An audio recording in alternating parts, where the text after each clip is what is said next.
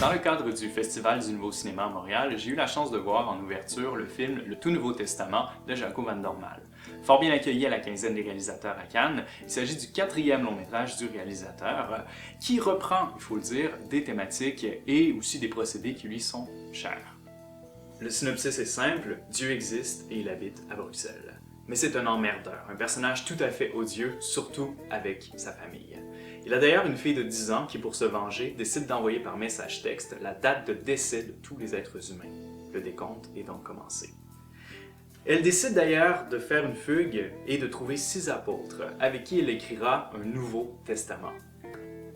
Que faire du temps qu'il reste est donc la question centrale de ce film, qui est une sorte de fable existentialiste qui peut sombrer très facilement dans le pathos, mais qui l'évite de justesse par son ton qui est relativement léger, mais aussi par son humour tordu et aussi iconoclaste.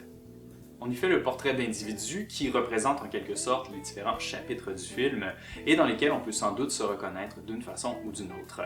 Le problème parfois, c'est que le message du film, lui, est peut-être pas tout à fait subtil, même si on essaie de le camoufler sous les allures d'une comédie complètement délurée.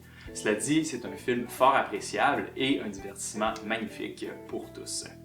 Benoît Poelvoorde est absolument parfait dans son rôle de Dieu, qui est un personnage détestable, qui cabotine, hurle chacune de ses répliques et est bien entendu sans aucune nuance.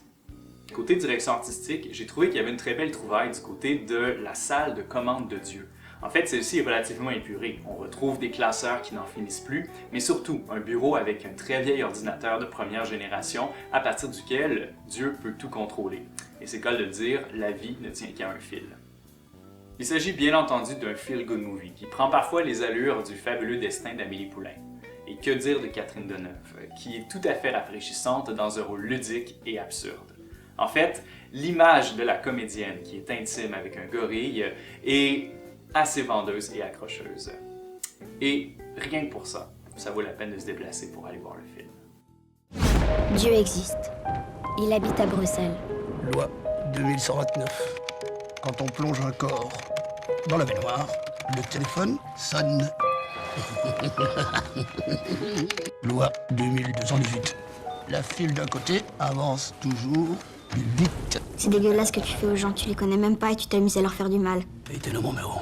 N'importe qui ferait mieux que toi. C'est interdit d'aller dans le son.